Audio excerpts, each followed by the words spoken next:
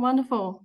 Well, firstly, I wanted to say welcome to everyone and a big thank you for obviously taking the time and the effort today to join our 2023 OT New Graduate Program webinar. Yeah, lovely to see everyone has joined. Firstly, I wanted to make an acknowledgement to country. So we would like to acknowledge the Bunurong people of the Kulin Nation, the traditional owners of the land of which our office is located. We pay our respects to their elders, past, present and emerging, and we acknowledge and uphold their continuing connection to land and waterways. Firstly, Chloe and I wanted to introduce ourselves. So I'm Amy Jessie. I'm the OT team leader at Independent Rehabilitation Services. And I've actually been working at IRS for coming up to 12 years. So a little bit of time. I started as a grade 2 senior OT and then have been the OT team leader for the last 7 years. So I'm really privileged to I guess I've always had a bit of a special interest and passion working with clients with a neurological condition. And I've worked in various locations kind of within Australia and overseas. But I'm fortunate that I still have a small caseload of clients. So I work with 3 clients currently. So it keeps me kind of up to date with what's happening clinically and provides that value of client work, which I enjoy. But I guess my bigger role is actually supporting and developing the OT team. We have a really large team, I think up to about 30 OTs now. So supporting them and obviously supporting in elements such as recruiting and looking at our new graduate program. So I might just throw it over to Chloe, our grade 2 OT, to introduce herself. Thanks, Chloe.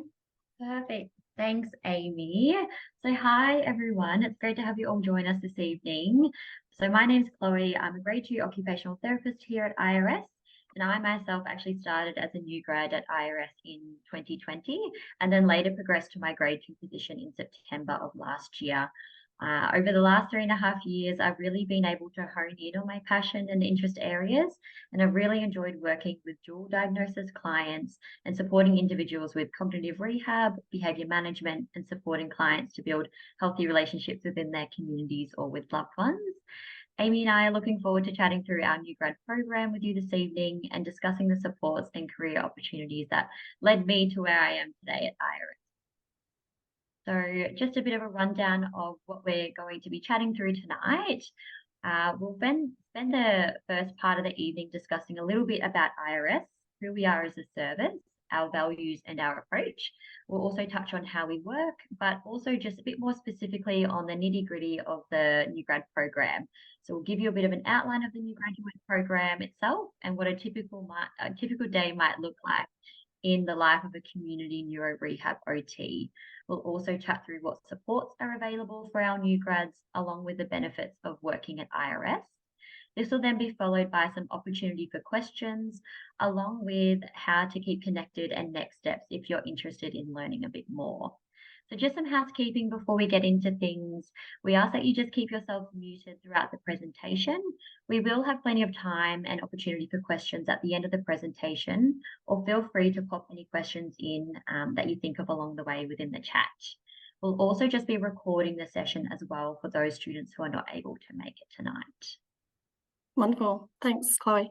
So firstly, I guess it's really just introducing who we are and how we sit in the community. So at IRS, we specialise in community neurological rehabilitation for adults. So what does that actually mean? Who do we see? Who are our clients? So IRS have clients referred to, so I'll just omit 1 second. Yeah, lovely. IRS have clients of an adult age range who are referred to us from various referrers, mostly TAC, NDIS and WorkSafe. So you might be working with a client who's had a traumatic brain injury, spinal cord injury or multi-trauma from a road accident or from a workplace injury, or you might be working with an NDIS participant who has an ABI such as a stroke or progressive neurological conditions such as MS. What is our approach? We have an evidence-based, person-centred approach, and we work really holistically as a team. So I think OT sits so beautifully in the community in terms of how we work with our clients in a really holistic way. The community is such a meaningful environment to provide OT services to our clients in their homes and in their community. And you're really working on meaningful life goals that really make an impact on their quality of life. At IRS, we work directly as an MDT with our physiotherapy and speech pathology colleagues. And IRS has been around for quite some time now. So IRS has over 23 years of experience. Kate Phillips, who is our practice principal, is a highly experienced and passionate community neurophysio who identified 23 years ago the need for a community-based rehab service, which provided MDT services. So we are actually really the first private service of its kind, and we do really sit well in relation to our wealth of experience, a well-established practice, and we have a great reputation out there. So,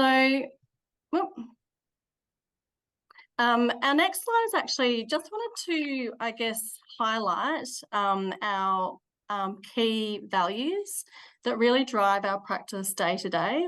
So our values include integrity, inclusivity, respect, expertise, inspiration, and leading change. And they are our core values which we really live by every day.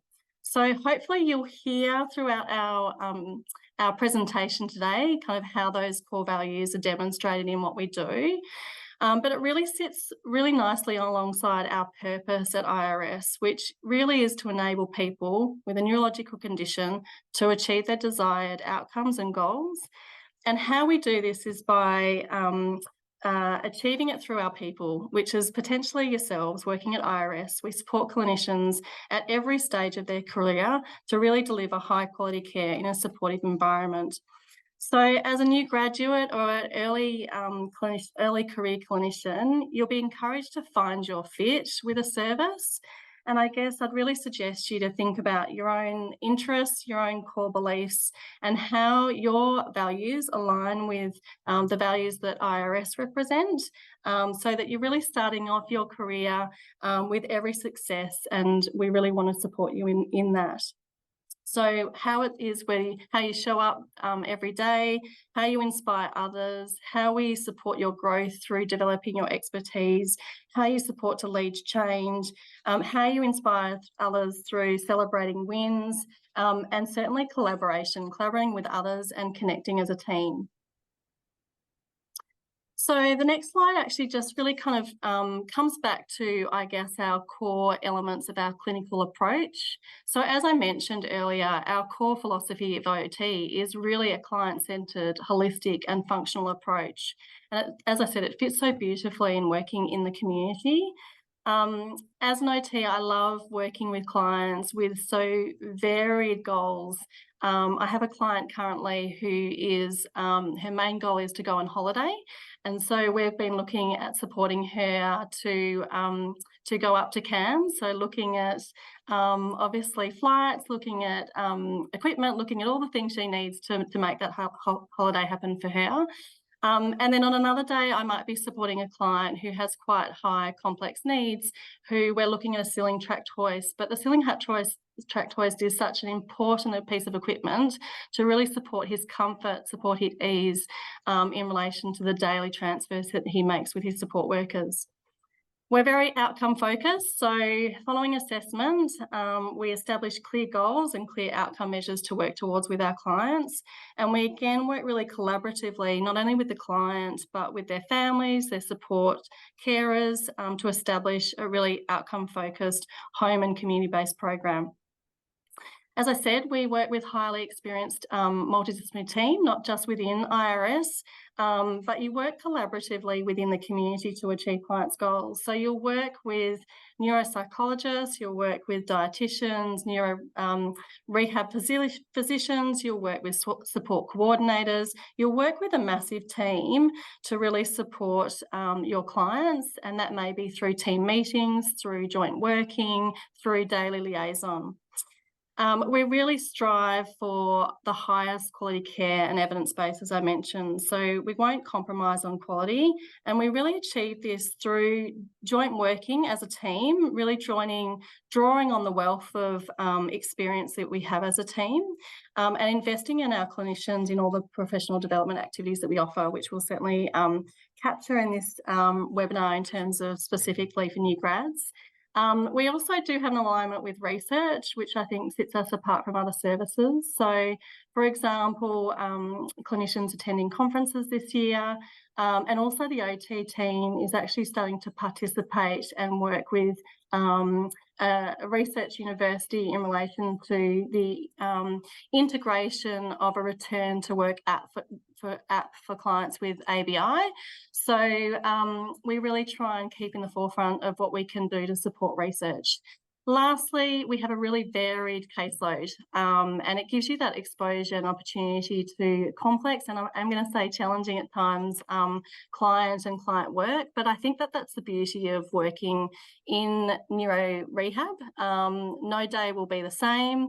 It is really varied and it is interesting, but it is also really rewarding in terms of what you can achieve with your clients. So the next thing we're going to kind of get into, I guess, probably our number one question from new grads, which is around introducing our new grad program and actually what it looks like. So I can honestly say from day one, we will provide you with all the support that you need. We're actually really proud of the efforts and the supports that we put in place to support our new grads and early career clinicians. And one of our number one feedback is from our new grads is that they have felt supported throughout their whole new graduate year. So a couple of the more formal supports that we have is, I guess, beginning with our orientation and induction program. So you'll be supported with a really comprehensive and structured Trello induction program. This will be each week you'll have some set tasks for you to complete to support your orientation. The program will help guide you through everything you need to know kind of over a 3-month period. So it might be around how we work, our processes, what you need to know before you go out for your first visit, such as doing a risk assessment and all of our policies. And the induction program is in various forms. So you'll have some one-on-one, you'll have some group induction sessions, you'll have some video recording, you'll have some shared resources, and also some self-directed learning time. From day one, you'll have a named OT as your supervisor, and they'll actually provide you with professional and clinical supervision. And we really start that formally at least once a week. And then the informal support from your supervisor around that is really as you need in relation to a telephone call, check-ins, any support that you need to help you within your new grad year. You will have a supervision contract, so you'll have a contract set up with your supervisor, you'll have a supervision record, so you can really help you to prompt through what specific client and specific caseload discussions and questions you might have, thinking about your caseload development needs or any process development needs that you do have. Alongside supervision, we have clinical shadowing and our mentoring program, which again I think sets us apart. You have that ability to take every opportunity to go out with your supervisor, to go out with other OTs or the wider MDT within the team to observe client sessions whilst you're in your induction period. So you might pick a particular clinical area. So it might be you want to observe an initial assessment, or you might want to go out to see a client assessment for a piece of equipment, for example, or an upper program, whatever it might be. You can have that opportunity to observe those sessions. And then on the flip side, you also have mentoring. So mentoring is a program where we actually provide both clinical and professional one-on-one support with you. And it's unlimited for new graduates. So you might, again, identify in supervision with your supervisor that you actually need to go out and you want to go out and, let's say, do a wheelchair assessment and you haven't done that before, then you'll be matched to a mentor who has expertise in that area, and they can come out with you, they can do the assessment with you and talk you through the process and any kind of further discussion kind of following that mentoring session. So we have clinical session kind of out on the road with your clients, and then we also have professional mentoring, which is picking kind of topics which support your professional skill development. So for example, how do I manage my caseload management in terms of, how do I know what my capacity is, for example? So it'll be really specific kind of discussion based on strategies to help you support a particular development of a professional skill. Another one that's come up for our new grads is within the community, OT scope can be very wide and you can be asked to do a lot of things. So it might be having some mentoring around actually communication that you have with your clients or family around the expectations of your role and boundary setting in terms of the scope of OT and what we can do. So it can be really varied. Alongside that is caseload development, obviously developing a caseload for you. And we do that in a really graduated way. Initially, you'll have clients that are a handover from another clinician. So they know that client really well and they'll do a couple of joint sessions with you. They'll always be there as a bit of a support for any mentoring outside of that. We've also introduced, particularly this year, more joint working. So actually you'll share a client with another experienced clinician and you'll share the goals that you're working on. Again, it's a really nice way to be able to develop your skills and learn from others. And then obviously you'll be picking up your own clients gradually as you are kind of getting through your induction and out there a bit more on the road. Lastly, in terms of formal supports, we have a lot of support from our admin and our IT team. So they take care of all the intake and the allocation, the initial funding needs, and they're also there in the back to support you in relation to any admin so that you can kind of be out on the road and you can be seeing the clients that you want to achieve their goals. I'll hand over to you, Chloe. Perfect. Thanks, Amy. So at IRS, we have access to a wide range of professional development activities. So internally, we have our regular in-services and equipment demonstrations with external providers. We also have our case study lunches where a member of the team talks through a more complex clinical situation. We then have our wider team MDT feedback lunches. That's for when any clinician attends any external workshops. Then we also have our various learning packages available, such as our pain competency and spinal cord injury workshops, as well as our OT Journal Club. So you'll also then have access to quite a generous PD budget following your initial induction program, which your supervisor can help to decide maybe what external PD events might be a good fit for you, depending on what areas of practice you're most interested in diving into a bit deeper. So within your first year of your new grad program, you'll also have the opportunity to reflect on what clinical knowledge or areas of practice you're really interested in, and you'll outline this within your personal career journey document.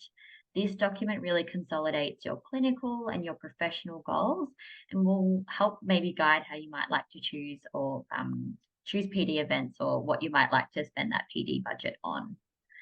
Along with all those kind of formal supports that you'll receive, you'll also have access to a number of more informal peer support programs. So IRS offers quite a number of platforms for you to engage with other fellow colleagues or new grads in a safe and relaxed environment.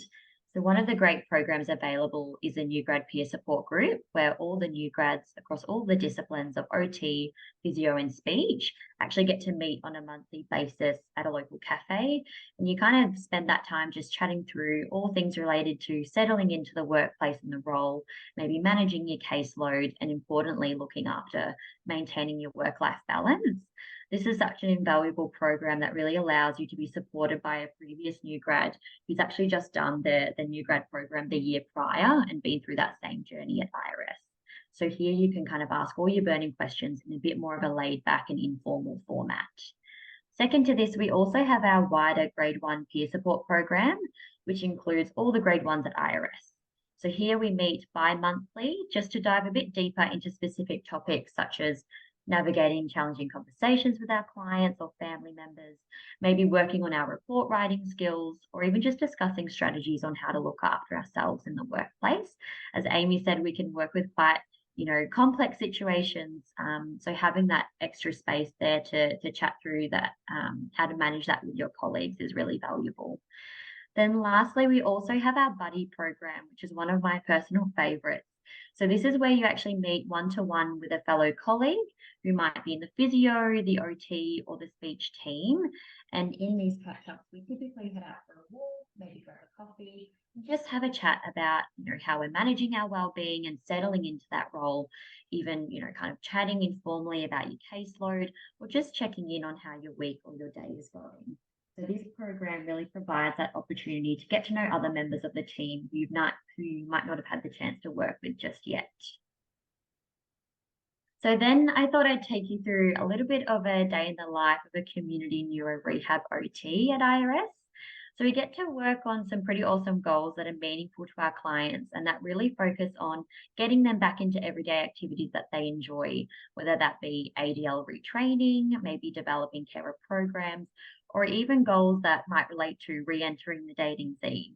So I've actually just been working with one of my clients quite heavily on this goal area, as he's navigating, starting new relationships after his brain injury. So we've been looking at re-entering the world of online dating. So specifically, we've been looking at his cyber safety and how to form genuine connections online, as well as we've also been looking at some personal hygiene goals for him as well, as he has an upcoming speed dating event, which he's really keen on. So apart from that as well, I've also been working with a recent stroke survivor in increasing his community access. So that's through the prescription of his power assist device, which you can actually see him very small in the top left screen or the top left picture in the red. I'm always kind of running to keep up with him, so can't really ever get too close to him because he's always speeding away. But when I first met this client, he'd just been discharged from hospital and he was actually quite a reserved, not particularly motivated client to engage in therapy. And he presented with quite significant aphasia and also a dense left upper limb hemiparesis. So initially, before he was, when he was quite reserved, didn't really want to head out of the house. So we worked on kind of more a quite intensive upper limb rehab program in the early stages of his recovery. So we did lots of e-stim, lots of task-specific training, and even trialed a computer-based program to support his upper limb remediation. But more recently, as he's getting a little bit more confident with things, we've actually been heading out more on his new power assist device, and really just practice driving in various environments. So it's really excellent to see now he's pretty confident to try to drive himself, in the local area. So now he's getting himself to the gym where he'll meet his physiotherapist on a weekly basis. The other exciting thing is that he's now keen to head to the local cafe to order his morning cup of coffee, which he's supported by his speech pathologist on that goal as well. So at IRS, we work really closely with our fellow team members, such as our physios and our speechies. So it's quite common for us to be completing joint sessions to work on these shared goals with our clients. So for example, the stroke client I've just mentioned actually also just went on his first holiday over the weekend. So the team of the physio and the speechy and myself just assisted him and his husband with planning his holiday to Sydney. So he's actually going to stay with his brother for the first time after his stroke, which was almost 2 years ago now. So it was a really exciting holiday to be planning with him. So in the lead up to this holiday, the team and I have been FaceTiming his brother and sister-in-law quite a bit, as they've given us a bit of a house tour and a rundown of the layout.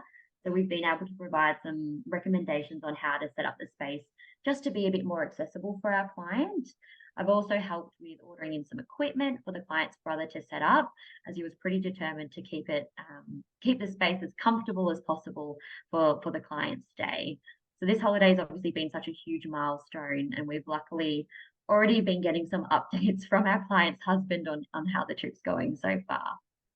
So to take a bit of a look at what our days look like when we're not seeing our clients, most days will start in the office, or if you're at home, you'll be spending some time looking over your calendar for the day and maybe just planning for each upcoming session that you've got scheduled. So at IRS, we have full ownership over our diaries and can schedule our meetings, our clients, and our downtime into our days as we see fit. So for me personally, I know I work best in the morning. So I typically like to start my day more with that kind of report writing and admin based tasks prior to heading out onto the road. Because I know that's kind of when I'm more likely to be productive in the morning. So having this flexibility with personally being able to schedule my own diary means that I can decide kind of when and how many clients I see in a day. And it really then just depends on what other tasks I might need to complete, such as funding requests or AT prescription forms. So I can, schedule as many or as little clients in as I see fit for that particular day. So during the day, we love to catch up over lunch in the office. So whether that's just kind of hanging out socially or in line with a specific event. So for example, we recently just got together as a wider team to celebrate National Stroke Week, which was really good. We obviously work quite autonomously on the road. So we have our office as our base of support to debrief after a session, maybe chat through more complex situations with fellow colleagues, or just catch up over a cup of coffee in the office. So other aspects that I just wanted to touch on is kind of as to why IRS stood out for me when I was looking at going into private practice as a new grad, is the fact that I do have control over my caseload and that I can choose what clients and when I pick up new referrals from the wait list. I really enjoy being able to follow my interest areas and pick up clients that actually align with my clinical goals. So for me, that's managing behaviours of concern and also addressing sexual health and relationships with my clients. So seeing those come through on the wait list, I can kind of pop my name next to it, saying that I'm pretty keen to start working with them when I have capacity. So that decision making on when and what clients to pick up is done with the support of your supervisor. So you can chat through, maybe what other supports you might need in the early stages, whether that be that joint working or clinical mentoring that Amy mentioned a bit earlier. You'll always have the choice over how many clients you have on your caseload and ensuring that it's a good balance between, TAC, NDIS, and WorkSafe clients. So having that control, like for me personally, means I don't have to pick up a heap of clients at one time. Rather, I can really work with a smaller caseload to ensure I get out to seeing my clients as regularly as I feel necessary, as goals might fluctuate for our clients where we might need to see them weekly, or we might then gradually grade them to seeing them monthly. So having that control is really important for that element. This was always one aspect that I really valued early on at IRS as a new grad, as this control really ensured I didn't overwhelm myself with back-to-back sessions throughout the day. Rather, I really had that time to research and prepare for each visit, as I was the one that was actually booking all my appointments. Lastly, I would just say one of the most important reasons why IRS has gotten me to where I am now as a grade 2 is definitely because of that time and effort they put into looking after and maintaining my well-being as a clinician. IRS definitely recognises the hard work that we put into helping our clients each day. So they offer great flexibility in work hours and working from home. So after my transition to grade 2, I also decided to change my work hours to a 9-day fortnight, which I just found suited my schedule a bit better and my other commitments outside of work. Another great benefit of working at IRS, which I definitely put to the test more recently, was annual leave flexibility. So we have that 5 weeks of annual leave each year. And recently I just took a very last minute trip to Europe with about 4 weeks notice. So IRS were really supportive in my decision to take a month's leave at such short notice. And I went away feeling very reassured that my fellow colleagues would step in to support my caseload as needed so that I could just ease back into work when I came home. So I guess just touching a bit more on the workplace culture, just the next slide. Yep. Thanks, Amy. And why IRS has been my home for the past few years, I can definitely say it's just because of the hard work that goes into making this practice feel like a family and keeping the team close with regular social catch-ups and team get-togethers.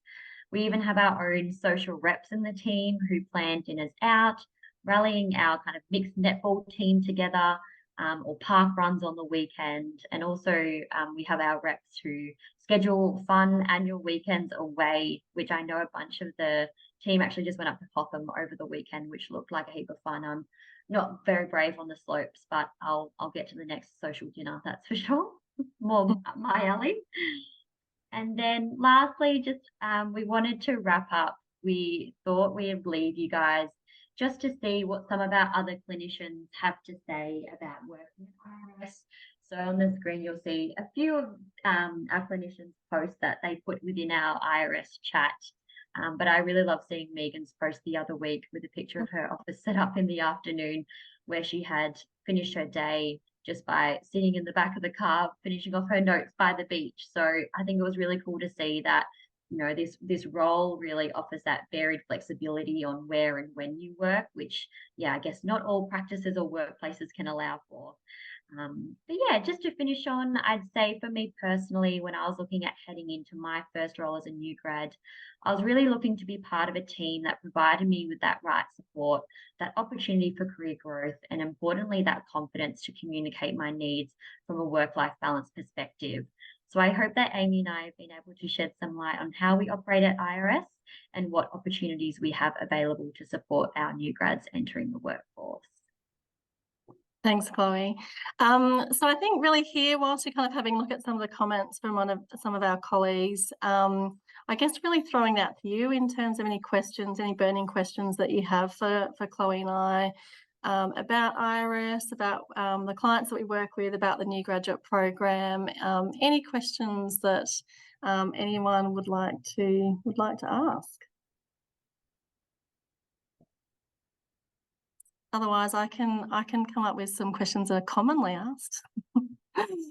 But yeah, feel free to add any in the chat. Is any coming through? Yeah, I've just seen Tom. Tom's just written, I'm very interested in working in neurological rehab, but the knowledge base is a little intimidating. Would you suggest doing any courses in addition to finishing my OT degree, finishing in 2025? That's a good question. Obviously your OT degree will give you those foundation skills as an OT. So yeah, I guess at this stage in your career, I'm not sure if there's further kind of studies as such, but neuro is a big area, and there are certainly a lot of additional PD that you can do to support different clinical areas, whether it is around upper limb, cognitive rehab, just looking at the equipment and the suppliers and the areas that I guess we might provide support in. There are certainly I guess, you know, further webinars, there's further PD that you could tap into to support your skills. Chloe, do you have any other thoughts there? I think it's a great question because I was probably in the same boat when I was looking to apply at IRS because I was thinking, oh goodness, like, you know, this is quite, you know, not a narrowed space, but neurological conditions, obviously, we're looking at quite a specific client group. I think just the fact that, like Amy said, you're going to build those foundational skills within uni, and that's all we're really looking for. And that ability to kind of jump out on the road with clinicians, give things a go, know when to ask the right questions. Because of the support that we have at IRS, you know, we're not expecting you to be experts in this area at all. And that's why we have, you know, all that mentoring and joint working and shadowing available. as Amy mentioned, just some of the things that I know I did prior to kind of going into any role. It wasn't specific to this role, but I was a member of the OTA as a student, and they have all those special interest groups available that you can attend for free. So I know there's one, ABI related ones or upper limb, Mm. if there's specific areas you're interested in, but I think Mm. be confident that you'll get those foundational skills from your uni degree for sure. The other thing that probably would add is obviously if you have any opportunity to put your interest in from a placement perspective, then, I guess try and angle towards a neuro-based placement or a community-based placement, because it does speak volumes to actually have that, again, student opportunity to have that exposure in relation to, I guess, the clients that we see, the areas that we work in, but it is something that is advantageous to supporting you in terms of that tradition from student to your first role. Again, a lot of kind of students and new graduates that we have worked in the disability support work field as well, and I think again that can give some really good skills to support in regards to the work with clients. So that might be another thing to consider. Mm. Any other questions? Stephanie, you mentioned flexibility with setting your appointments and choosing your clients. Are there minimum billable hours that we'd need to meet? It's a good question, and I guess the element of KPIs comes up in terms of that billable versus non-billable work. And what I would say is, yes, you do have flexibility. You have ownership over your caseload and ownership over your appointments and your bookings. We do, from a new graduate perspective, we work towards a KPI and a billable kind of target. So we obviously acknowledge that we're providing a lot of induction, orientation, supervision, mentoring. We're providing a lot of support, which may not be directly billable work. So I feel that we do have targets that are in keeping with the support that we're providing at the time. So from a new graduate perspective, the first month, we won't even be talking about kind of the amount of billable work that you're doing.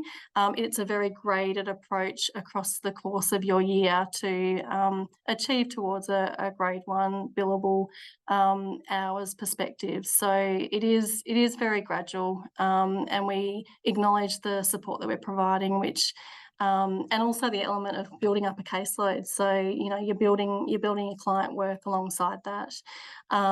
So it is quite realistic targets that you're working towards. Anything else you'd say on that one, Chloe?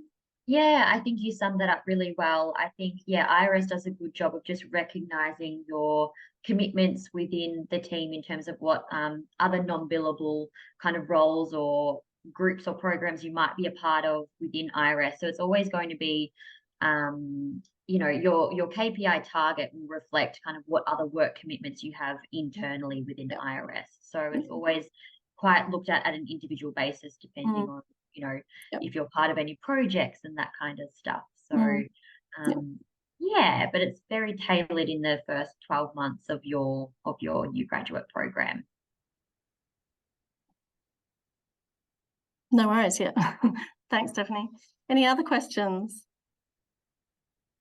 One question that does seem to come up a bit is just around how your caseload is managed from a geographical perspective.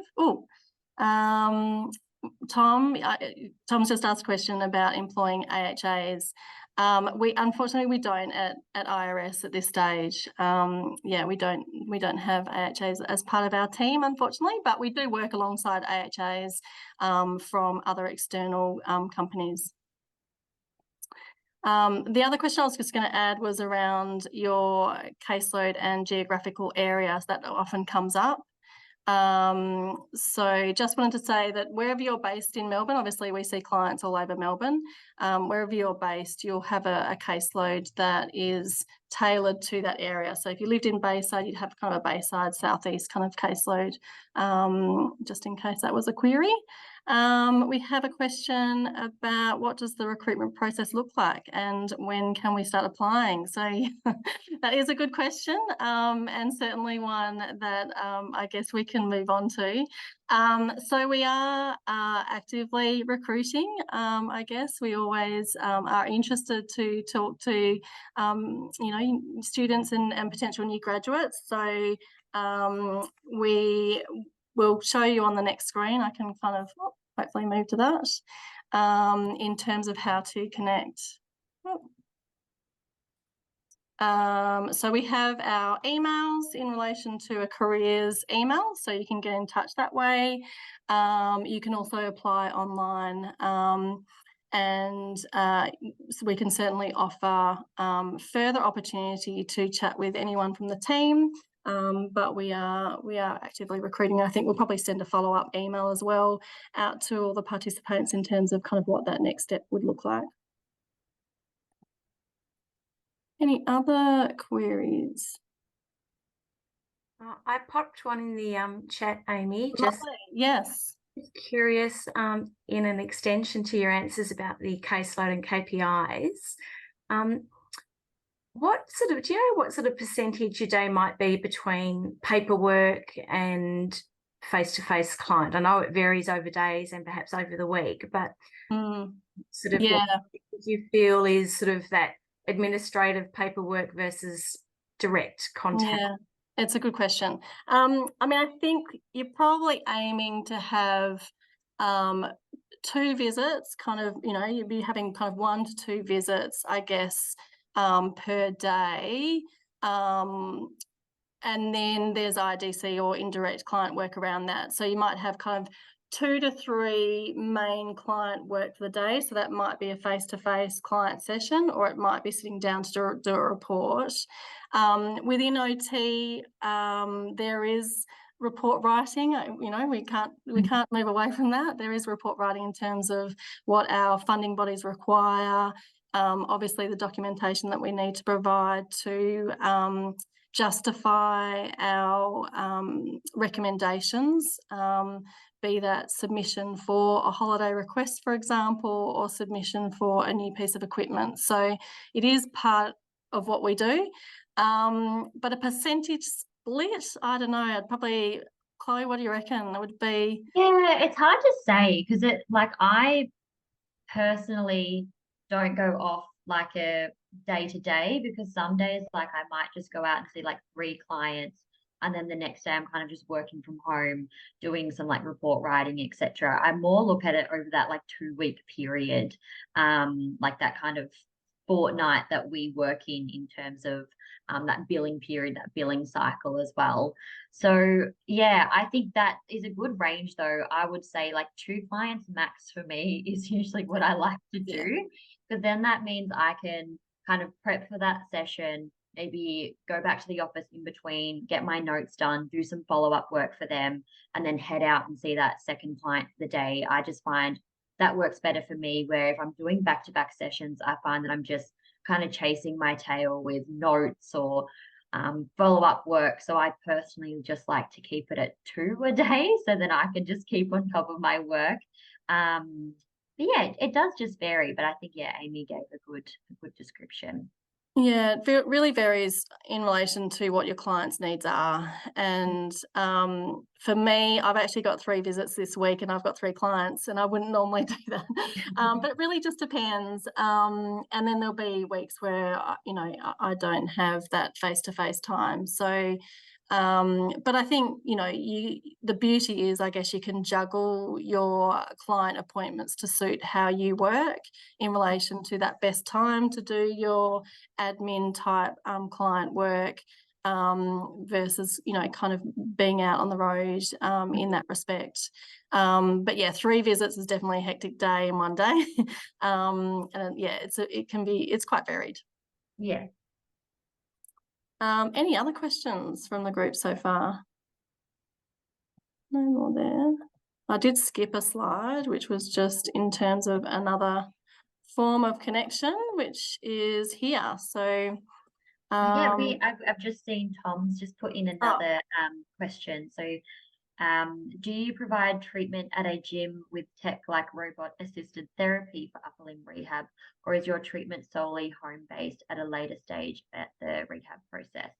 So, yeah, we mainly all of our therapy is in the home. So we are very much home based, at home community clinicians.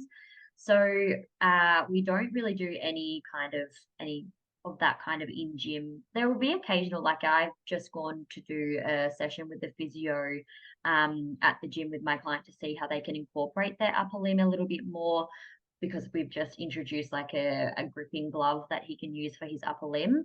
But other than that, we can kind of bring that stuff to the home as well. And for the context of us writing funding requests and trying to get AT actually funded by NDIS or TAC, things like the Sabo glove or like other upper limb kind of gripping aids and tech, we actually want to get that kind of trialed in the home in a functional context. So then we can really write a thorough report to those funding bodies on how that piece of AT is actually going to improve their everyday function in the home environment. But that is a good question. We do mm, also offer in clinic appointments, so that is an option as well. We have 2 treatment rooms, so mm, you can, your clients can come in.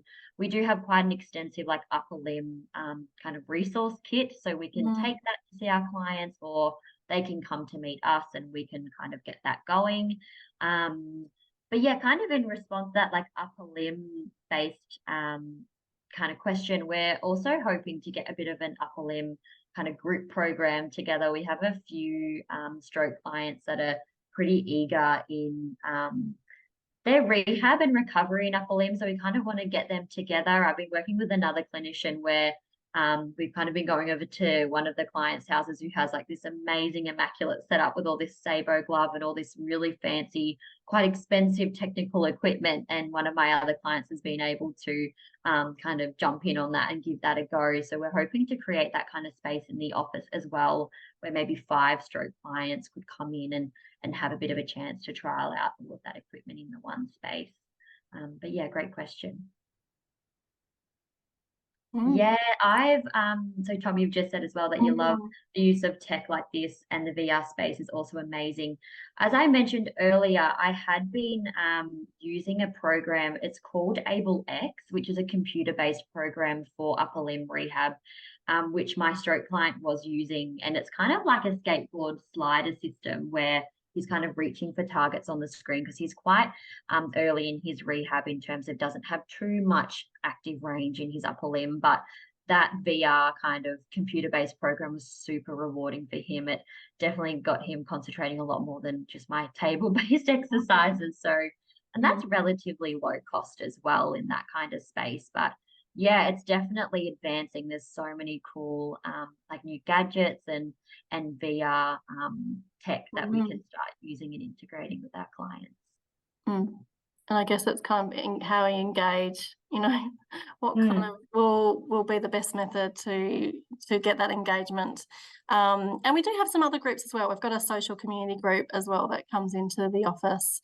So there's a little bit of group work that we're doing at IRS. But certainly, I guess the philosophy of OT is very functional, mm. and yeah, focusing still on that area too. Any Yeah. other questions? Did you want to talk through our social Yeah. element, Chloe? So hopefully we've been able to answer most of your questions, but feel free to pop any more into the chat. But I guess if you just want to learn a little bit more about IRS and even just see what we get up to behind the scenes, then feel free to check out our socials. So we have our Facebook page, our Instagram, and our general IRS website as well that you can check out. We also have our own YouTube channel and a podcast on Spotify. So we have our Bouncing Back podcast, which is actually a podcast that originated from our OT student project placement a couple of years ago, and this has grown since then, just to provide a platform for our clients to share their stories and their rehab journeys. So you'll hear from a lot of our clients and kind of what they've gotten up to with their therapists at IRS. So definitely recommend checking that out along with our Instagram. But yeah, otherwise, if you have any other questions, let us know. But I know Amy, put on the screen kind of where you can get in touch with us. But yes, we also have a new kind of chat function on our website where you can actually chat with one of our clinicians at IRS with any kind of specific questions that you might have. So quite an exciting new feature. So definitely test it out. But yeah, just really wanted to say thank you to everyone who has joined in tonight. Hopefully it's given you a little bit of insight in terms of what we do at IRS, the new grad program, and hopefully we've been able to answer your questions this evening. But I'd just say, yeah, if you're passionate about neuro, if you feel like IRS is a good fit for you, if you really want to work in the community, if you're keen and motivated to kind of learn in this space, we'd really love to hear from you. So yeah, stay in touch. Mm-hmm. Thank you.